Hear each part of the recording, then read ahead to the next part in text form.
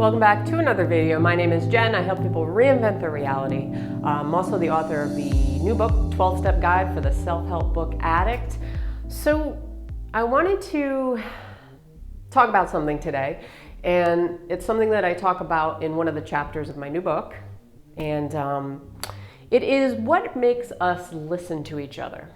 What makes us listen to each other? What makes you click on this video and want to listen to me? Not like I have thousands, millions of subscribers or anything like that, but what is it? Maybe nobody's listening. I don't know. What makes you read an email? What makes you connect with somebody online who you don't know? What makes you connect with somebody in person who you don't know? Well, you know, the big thing obviously is relatability, right?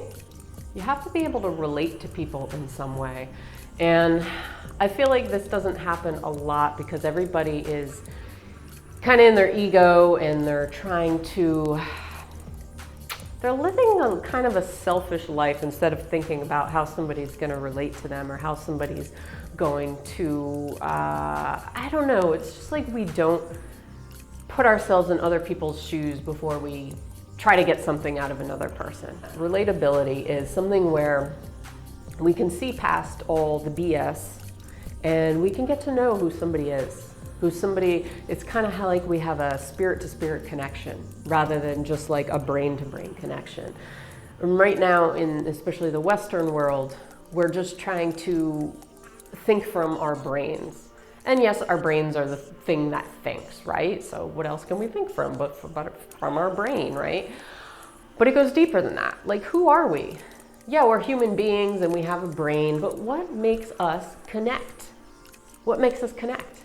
Well, I could say that it's energy, right? Because we attract certain people into our circle. I was having this conversation this morning, I think, and with somebody, and it was about like, I don't know, it was about male versus female, and I know it was last night, and it was about like how men can get away with cheating on the women or their wives and it's okay in society, blah, blah, blah. But then I was like, no, women do it too. There's women who do it too.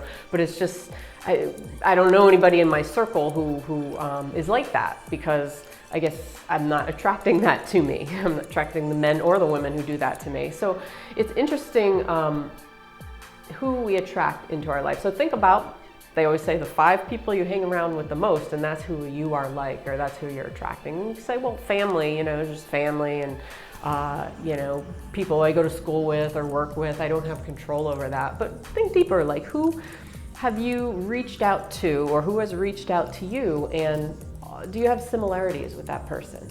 There has to be relatability. If you click on one of those sponsored ads or you click on an advertisement or something, it's because you're relating to somebody in some way. Yeah, they're giving you something that you need, but there's a million other ads out there. There's a million other commercials. What makes you pick the one?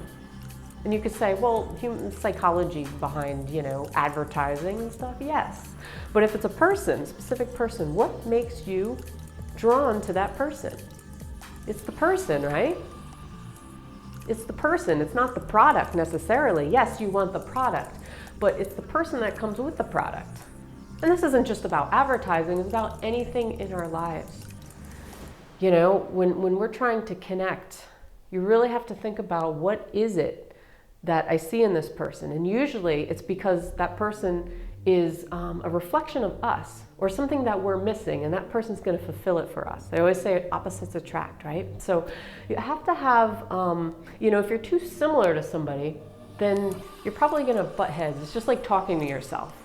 But there has to be a little bit of difference. Even if you have a lot of things in common, a little bit of difference to complement you. The yin and the yang, right? Or it's the balance of everything in life. So it's interesting when you think about how we balance ourselves out by reaching out to people or attracting people to balance us out. I don't know, I just wanted to bring that to light.